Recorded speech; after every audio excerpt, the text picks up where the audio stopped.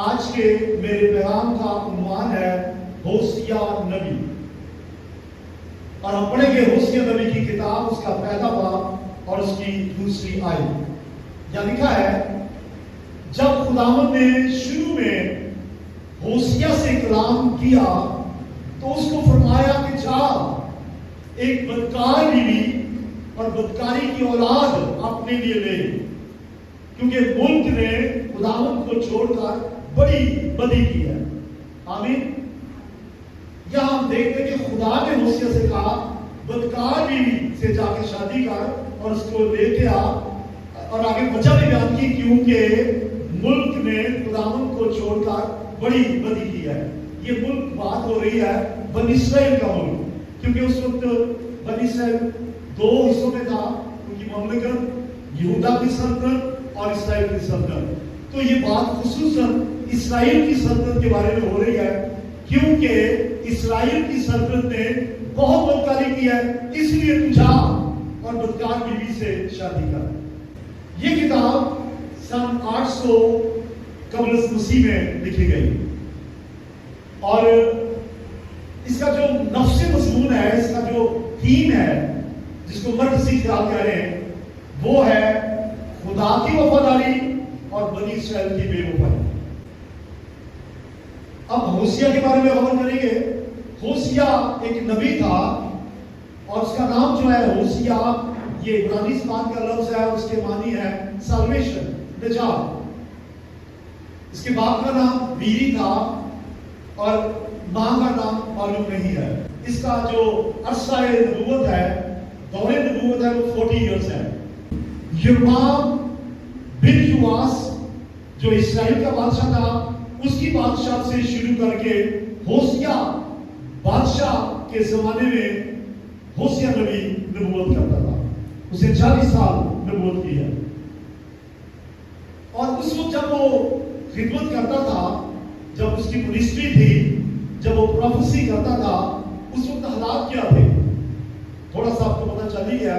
بنی اسرائیل نافرمان تھے، آپ کو پہلے سے بتا دیا، بے وفا تھے، لیکن تھوڑی سی تفصیل میں چلیں۔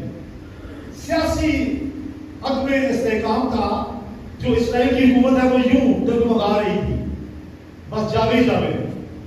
تو اسرائیل کی حکومت ختم ہونے والی تھی، کیونکہ شاہ یسوع جو ہے اس کا بھی خطرہ تھا، اندر سے بھی سیاسی طور سے مخالفت بڑھ گئی تھی اور حکومت ختم ہونے والی تھی۔ سلطنت یوں کہنے کہ اسرائیل کی سلطنت زوال پذیر تھی۔ اور دوسری بات، بنی اسرائیل خدا کو بھی بھول چکے تھے، خدا کے 10 احکام کو بھی بھول چکے تھے، اور خدا نے جو معجزے کیے، یہ ان کو مصر سے نکال کے لایا، بحر کلثوم میں سے گزارا، 40 سال ان کو کھلاتا رہا پلاتا رہا، سارے معجزے وہ بھول چکے تھے۔ اور پھر ایک اور بات، غیر معبودوں کی پرستش کرتے تھے۔ غیر معبود، ہم 16 زبور میں گاتے ہیں کہ جو لوگ غیر معبودوں کی پرستش کرتے ہیں ان کے دکھ بڑھتے چلے جاتے ہیں۔ تو یہ غیر معبودوں کی پرستش کرتے تھے، جن میں خاص طور سے کنانی دیوتا جو ہے ان کی یہ پرستش کرتے تھے، بھولے ہوئے خدا کو۔ اسرائیل، یہ جو ہوسیا نبی ہے، اس کی خدمت بڑی مشکل ہے، کیونکہ کیسے لوگوں کو رائے راست پہ لائے، حالات ایسے تھے۔ اور نہ صرف یہ، بلکہ یہ بال کی بھی پرستش کرتے تھے، اور پھر بالین کے بچڑوں کی پوجا کرتے تھے۔ پھر اسرائیل میں بہت سے بت خانے بن چکے تھے، اور یہ بت پرستی بھی کرتے تھے۔ اور ایک اور بات، جنسی بے راہ بھی عام تھی۔ جنسی بات، بے راہ کا مطلب ہے زناکاری، حرام کاری، ہلکی سی بات تھی۔ جبکہ خدا کے 10 حکموں میں آپ کو پتا ہے کہ ایک خدا کو ماننا، اس کی پرستش کرنا، بتوں کی پوجا نہ کرنا، یہ کرتے تھے۔ خدا کے حکموں میں یہ ہے لالچ نہ کرنا، یہ کرتے تھے۔ خدا کے حکموں میں زنا نہ کرنا، اور یہ ان میں عام تھا۔ خدا کو چھوڑ کر دیگر معبودوں کی پرستش کرنا، اس کے لیے جو ٹرم یوز ہوتی ہے اسے کہتے ہیں روحانی زناکاری۔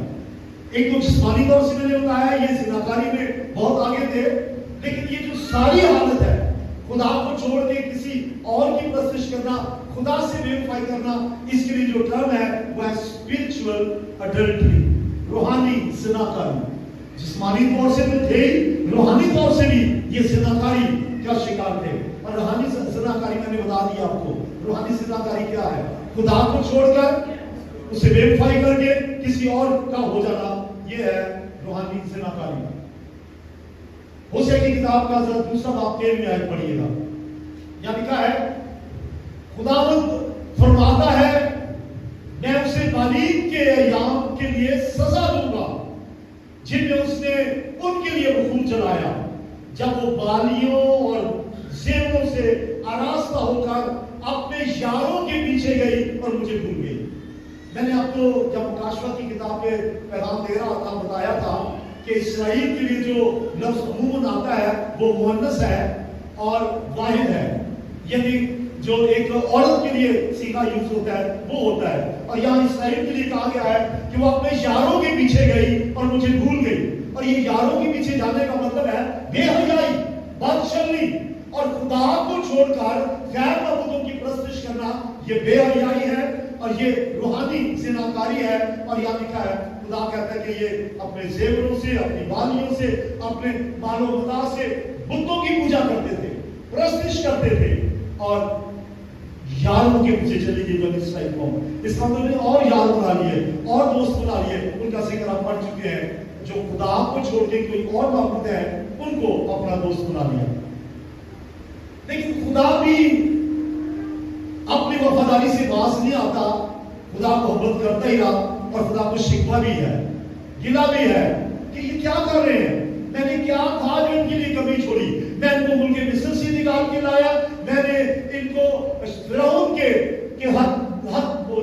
फरों की फौजों से बचाया और फिर इनको बाल हिफाजत के नाम में पहुंचाया, ये सब भूल चुके हैं, खुदा को गिला है इनसे। आइए पढ़ते हैं यिर्मयाह की किताब 30वां बाब और उसकी 20वीं आयत। खुदा को उनसे गिला है, लिखा है, लेकिन खुदावंद फरमाता है, ऐ इस्राएल के घराने, जिस तरह बीवी बेवफाई से अपने शोहर को छोड़ देती है, उसी तरह तुमने मुझसे बेवफाई की है। अब आपको पता चल गया रूहानी ज़िनाकारी क्या है? जैसे बीवी अपने शोहर को छोड़कर किसी और की हो जाए, जैसे यहाँ पे लफ्ज आया यारों के पीछे चली जाए, जैसे दूसरे लोग मनचले में चले जाए, अवारगी में चली जाए, अपने हस्बैंड को छोड़ के किसी और की हो जाए, तो लिखा है वही हालत बनी इस्राएल की। और खुदा कहता है, मुझे दुख है, उन्होंने क्या किया है, ये बेवफाई करके उन्होंने मुझे छोड़ दिया है और इन्होंने ऐसी बेवफाई की है जैसी कोई बदचलन आवारा औरत अपने हस्बैंड से करती है। और खुदा तो खुदा है, वो खुदा है, वो शोहर है, वो हस्बैंड है। नए अदमे में तो हमें यीशु मसीह के बारे में वाज़ेह तालीम मिलती है, यीशु मसीह कलीसिया का दूल्हा है।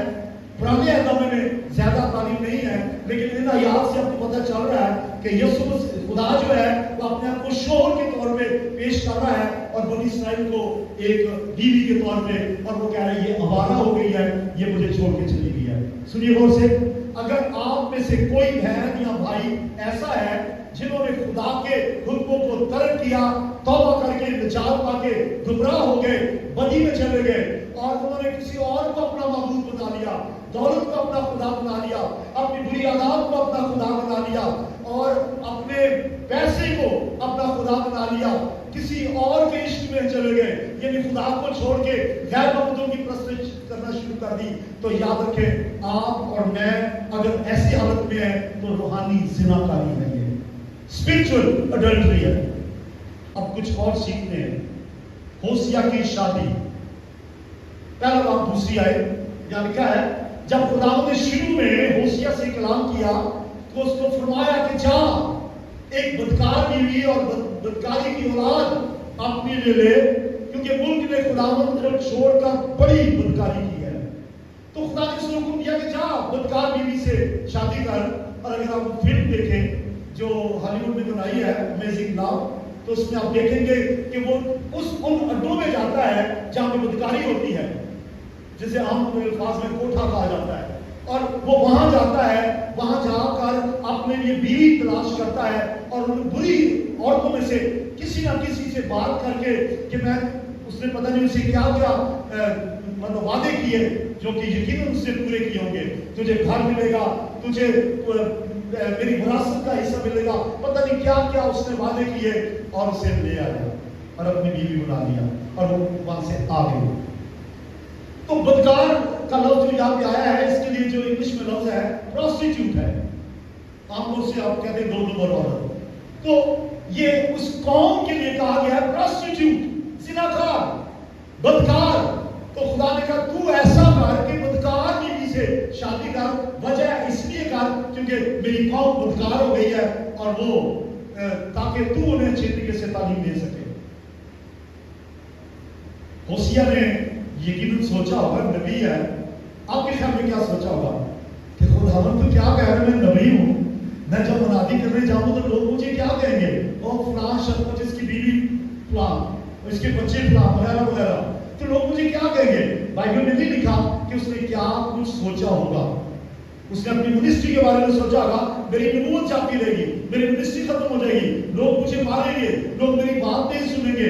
आई बताऊं क्या है, शायद मैं कह रहा हूं शायद उसने सोचा हो, लेकिन हमें पता चलता है तीसरी आयत में बिला तामुल उसने फरमाबरदारी की।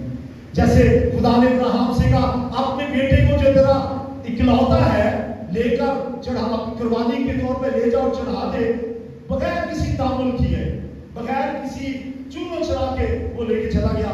ऐसे ही होशिया ने बगैर बहस मुआवजा के, बगैर फ्यूचर को सोचने को, बगैर अपनी मिनिस्ट्री के सोचने के कि क्या होगा, लोग मुझे क्या कहेंगे, उसने कहा ओके सर, ऐ खुदा जैसा तू कहता है वैसे ही होगा। तो तीसरी आयत, पहला बात तीसरी आयत क्या लिखा है, बस उसने जाकर जुमर बिन दिबलाइन को लिया और वो हामला हुई और बेटा पैदा हुआ। बस वो गया और एक बीवी वहां से ले आया, इंग्लिश में उसका नाम गोबर है, एक उर्दू में जुमर लफ्ज आया है, और वो दिबलाइन नामी शख्स की बेटी थी, उसको ले आया। और क्यों ले आया, अभी पिछली आयत में आप पढ़ चुके हैं, क्योंकि खुदा ने कहा था इसलिए तुझे कह रहा हूं बदकार बीवी से शादी कर, क्योंकि मेरी कौम बदकार हो चुकी है और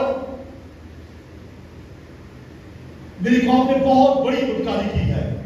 वो सवाल करते थे लोग उससे, यकीनन जब वो मुनादी करने के लिए जाता था, कलाम सुनाने के लिए जाता था, बनी इस्राएल उसे कबूल नहीं करते होंगे।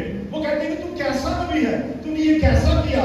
वो कहते हैं ये तुम्हारी वजह से हुआ है, खुदा ने मुझे एक सबक सिखाने के लिए कहा है कि एक नबी को बदकार बीवी से शादी करने को कहा है। ऐसे ही खुदा एक बदकार बीवी को तुम्हें लिए फिरता है।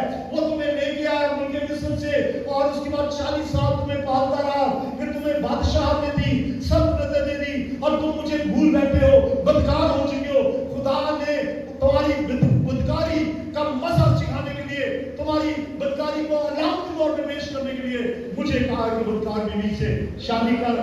लेकिन उसके लिए बड़ी मुश्किल खिदमत थी, लोग सुनते नहीं थे।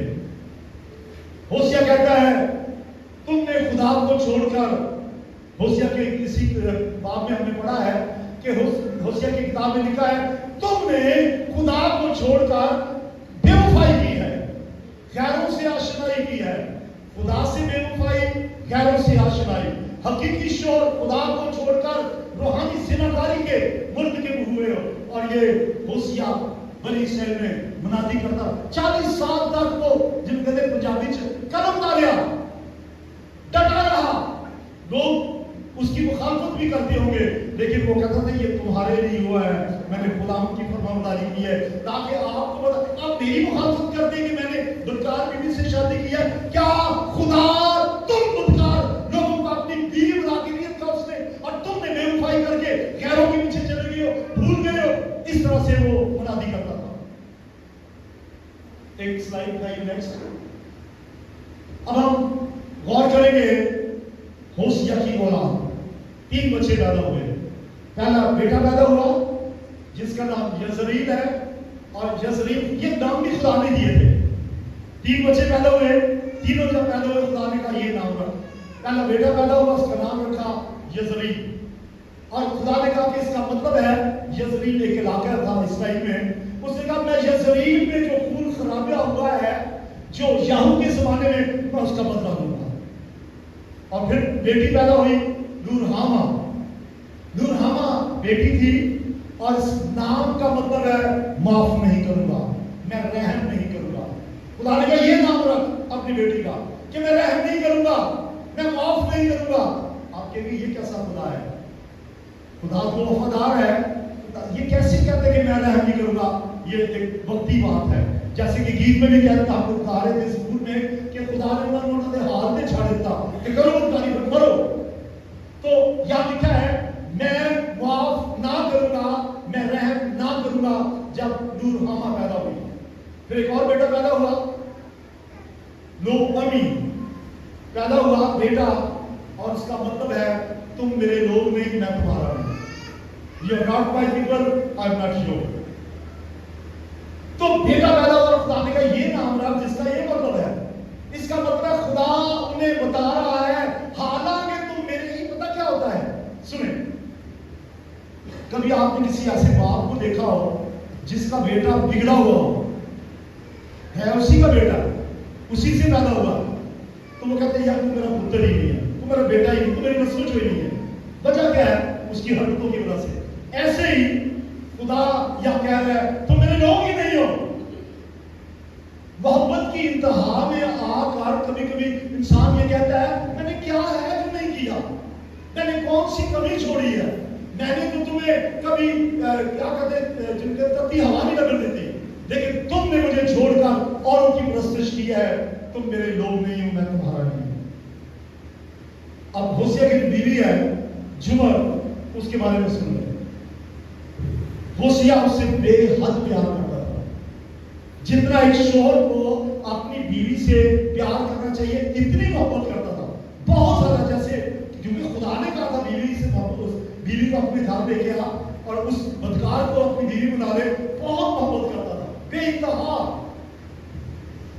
اور وہ کیا کرتی تھی، 3 بچے پیدا ہو گئے، غیروں کے پیچھے پھر چلے جاتے تھے، بار بار بے وفائی۔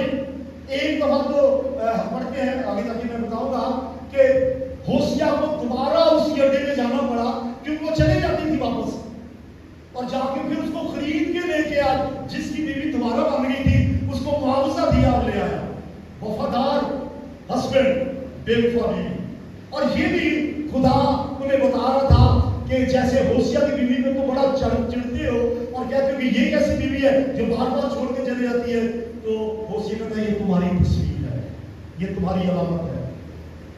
خدا نے کہا بدکار بیوی کو واپس لے آؤ، چلی گئی، خدا نے کہا واپس لا، ایک دفعہ نہیں کئی بار، تعداد نہیں لکھی کتنی بار، لیکن ایک آیت پڑھتا ہوں، ہوسیہ کی کتاب 30 باب پہلی آیت سے 30 آیت تک۔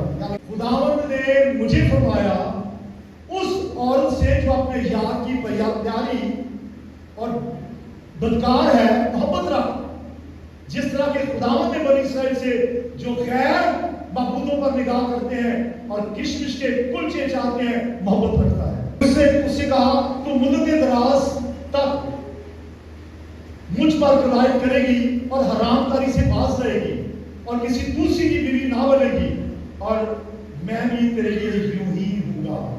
اگر تو اے بنی اسرائیل مجھ سے وعدہ کرے کہ میں اب کسی اور کی نہیں ہوں گی، آئے بنی اسرائیل کو اگر تو وعدہ کرے کہ اب میں تجھے چھوڑ کر نہیں جاؤں گی، تم میری ہی رہے گی، تو میں بھی ایک دن تجھے چھوڑ کر کبھی نہیں جاؤں گا۔ جبکہ خدا نے اپنا، آپ کو پتہ ہے کہ جو بچی کا بیٹا پیدا ہوا لو امی تب کہا تھا اس کا مطلب کہ میں تمہارا نہیں تو میرے نہیں، پھر بھی وہ کہتا ہے خدا ہے نا جن جابیچ کہتے ہیں پتر تے پتر ہو جاتے ہیں، ماپے کبابے نہیں ہوتے۔ آپ نے سنا یہ معاملہ؟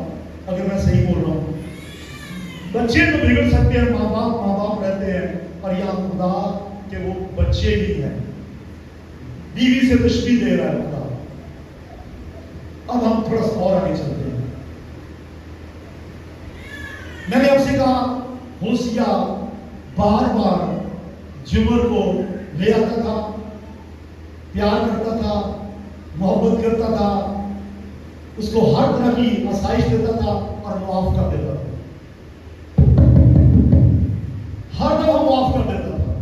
خدا بھی ایسے ہی کرتا ہے آپ کو، مجھے پتہ نہیں کتنی بار ہم کوئی نہ کوئی غلط کام کر دیتے ہیں، خدا کو چھوڑ دیتے ہیں اور خدا ہمیں معاف کر دیتا ہے جب ہم معافی مانگتے ہیں۔ اور یہاں پہ جمر بھی ایسا ہی کر رہی تھی، بے وفائی کرتی تھی، بار بار پھر جاتی تھی، بار بار غیروں کے پاس چلی جاتی تھی، اور بار بار ہوشیہ واپس لاتا تھا اور اسے پیار کرتا تھا اور معاف کرتا تھا۔ یہ ایک ایسی تصویر ہے جو ہمارے خدا کی تصویر ہے۔ اسرائیل کا خدا بھی ایسا ہی کرتا ہے۔ آئیے پڑھتے ہیں ہوشیہ 2 اس کی 23 آئے، اور میں اس کو اس کی سرزمین میں اپنے لیے بوؤں گا اور لورہامہ پر رحم کروں گا۔ لورہامہ کا مطلب کیا تھا؟ میں رحم نہیں کروں گا۔ وہ کہتے ہیں میں لورہامہ پر رحم کروں گا، یعنی جو میرا نام میں نے دیا تھا لورہامہ کو کہ میں رحم نہیں کروں گا، معاف نہیں کروں گا، اس کے الٹ ہو جاؤں گا، میں معاف کروں گا۔ اور آگے لکھا ہے اور لومی سے کہوں گا تم میرے لوگ ہو، اور وہ کہیں گے اے میرے خدا۔ کہتا ہے ایسا وقت آئے گا جب یہ معافی مانگیں گے۔ لومی کا مطلب ہے کہ میں تمہارا نہیں تم میرے نہیں، لیکن وہ کہتے ہیں میں کہوں گا میں تمہارا اور تم میرے۔ ہاللیلویا۔ اور پھر وہ کہتے ہیں وہ کہیں گے کہ تو ہمارا خدا ہے۔ بولے ہاللیلویا۔ اسرائیل کی بے وفائی، خدا کی وفاداری ساتھ ساتھ چلتی آئی اور خدا وفادار رہا۔ اسرائیل بے وفائی کرتے رہے، لیکن جب جب وہ معافی مانگتے خدا سب کچھ بھول جاتا ہے۔ خدا کے بارے میں لکھا ہے وہ ہمارے گناہوں کو، ہماری خطاؤں کو اپنی پیٹھ پیچھے پھینک دیتا ہے۔ اتنا دور جتنا سمندر کی تہہ میں پھینک دیتا ہے، جتنا مشرق سے مغرب دور ہے اتنا دور پھینک دیتا ہے، اور ہم سے پیار بھی کرتا ہے، معاف بھی کرتا ہے۔ بولے ہاللیلویا، بولے ہاللیلویا۔ خدا آج بھی معافی مانگنے والوں کو معاف کرتا ہے، وہ معاف کرتا ہے، وہ سدا جھڑکتا نہ رہے گا، وہ قہر کرنے میں دھیما ہے، شفقت میں غنی ہے، اور جو معافی مانگتے ہیں ان کے لیے معافی کا دروازہ اس کا 24 ہے۔ ہاللیلویا، ہاللیلویا۔ کیونکہ ابھی جو میں نے آیت آپ کو پڑھ کے سنائی جس میں وہ کہتا ہے کہ میں پھر بھی تمہیں معاف کروں گا، پھر بھی تم پہ رحم کروں گا، آج آپ سے کہنا چاہتا ہوں اگر گناہ میں زندگی بسر کر رہے ہیں، اگر توبہ کر کے نجات پا کے پھر گئے ہیں، اوروں کے ہو گئے، مراد یہ ہے آپ نے خدا کو وہ درجہ نہیں دیا جو دینا چاہیے، تو ابھی بھی دروازہ کھلا ہے۔ پھر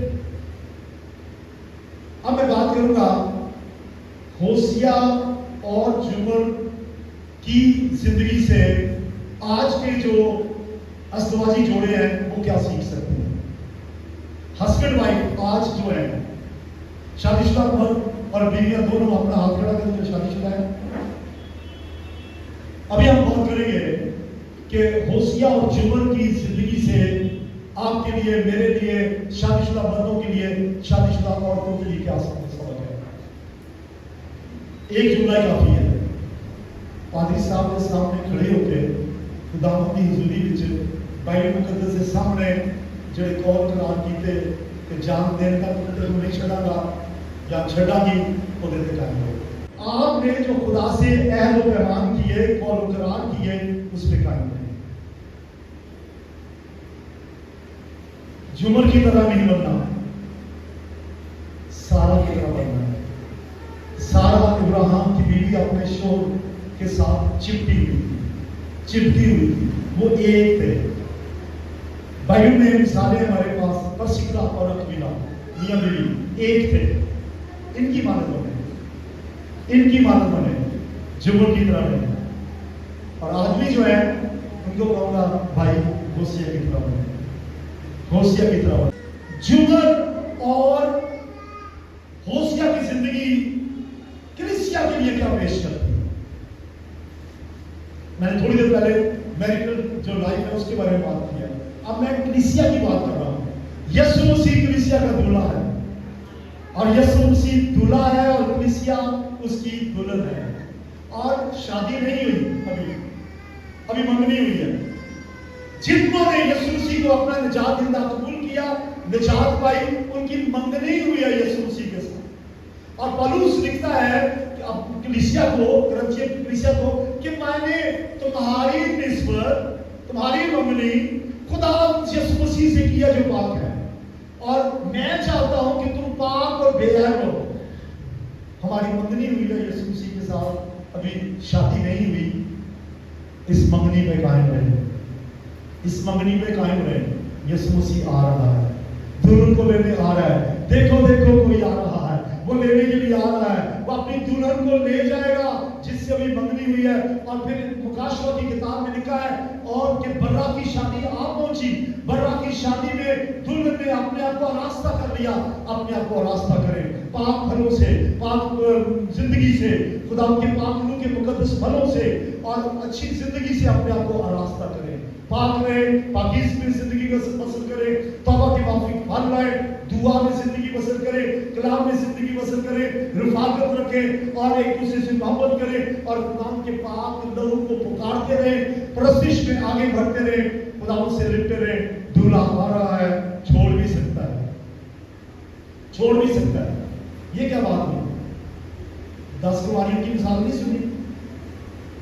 वो भी दूल्हा की वजह से नहीं हुआ, अपनी वजह न लगा। 5 बेवकूफ थी, रह गई, ईमानदार थी। यीशु मसीह आ रहा है दुल्हन को लेने के लिए, फिर बर्रा की शादी होगी आसमान में और वो हमें पेश करेगा खुदा के सामने, कहेगा ऐ बाप जिसके लिए मैं आया, मैंने जान दी, अपने लहू का आखिरी कतरा जब बहा दिया, अपने हाथों में कील थमवाए, अपनी पसली में भाला खाया, अपनी कब्र में कोड़े खाए, सर में कांटों का ताज रखा, जिसकी खातिर ये सब कुछ किया था, ये मेरी उस कुर्बानी का फल है। एक बड़ी कलीसिया वो अपने बाप के सामने पेश करेगा और कहेगा ये मेरी वो दुल्हन है, ऐ बाप जिसके लिए तूने मुझे भेजा था, मैं दुल्हन को लेके आ गया हूँ। बोले हालेलुया। आपकी मंगनी हुई है, लव लेटर आपके पास है, यीशु मसीह का कलाम, इसे हर रोज पढ़े। हालेलुया, हर रोज पढ़े, पढ़ते रहे जब तक वो आ नहीं जाएगा और फिर कहे ये तेरा खत था, ये तेरा लव लेटर था, ये तेरी किताब थी जो तूने मुझे भेजी, इसको मैं पढ़ता रहा हूँ। और फिर खुदा आपको अपने आसमान में ले जाएगा और बर्रा की शादी में आप शामिल होंगे। हालेलुया कहिए, बोलो हालेलुया। आखिरी आयत पढ़ रहा हूँ इफ्सियों की खत में से 5वां बाब 25वीं आयत से। जैसे असल में मैं जोर दे ये कहना चाहता हूँ, जैसे मसीह ने भी कलीसिया से मोहब्बत करके अपने आप को उसके वास्ते मौत के हवाले कर दिया, ताकि उसको कलाम के साथ पानी से गुस्ल देकर साफ करके मुकद्दस बनाए और एक ऐसी जलाल वाली कलीसिया बनाकर अपने सामने खुदा के सामने हाजिर करे, जिसके बदल में ना कोई दाग हो, ना छुरी, ना कोई और ऐसी चीज हो, बल्कि पाक और बेअयब हो। ये है असल में शोरूम से शुरू करके यीशु मसीह की तरफ पलूस लेके आया कि मसीह ने भी ऐसा ही किया है। उसने अपनी बीवी के लिए, अपनी दुल्हन के लिए ये किया कि उसको पाक चाहता है। और आखिर में ये लफ्ज छुरी जो है ना, मैं चाहता हूं इस पे गौर करें। खुदा हमें कलीसिया को खुदा के यीशु मसीह अपनी दुल्हन को, कलीसिया को खुदा के सामने पेश करेगा। कैसे? जिसके बदल में दाग ना हो, आगे क्या लिखा है, छुरी ना हो। छुरी क्या होती है? चुरियां, बुढ़े नहीं होना। चुरियां का मतलब होता है जिन चुरियां को कहते हैं बूढ़ा हो जाए। जिसके बदले में दाग या छुरी ना हो, इसका मतलब यह है जो निजात पाके, जिसकी निजात पुरानी हो गई है, वो वापस पुराना हो गया, चुरियां पै गई, भूल भी गया, कभी दुआ कर ली, कभी आपने कभी सुना, मैंने एक बंदे को सुना था, कभी हम जो है निजात पाई है ना, ओहो क्या दुआ मैं करना ना सर, मैं बड़ी पढ़ना था और मैं दुआ करना सब मरीज अच्छी हो जाता सर, ये की हो गया, अब क्या हुआ? चुरियां पै गई हैं। छुरी ना पड़ने दें, ताज़ा रहे, क्योंकि खुदा आपको आसमान पर अपने बाप के पास लेके जाए, कहेगा ऐ खुदा ये मेरी बीवी है, जो मेरी दुल्हन थी, जो मेरी मंगेतर थी, ये दुल्हन है। तैयार रहे, यीशु आ रहे आपको लेने के लिए। खुदा आपके साथ। ऐ शोहरों अपनी बीवियों से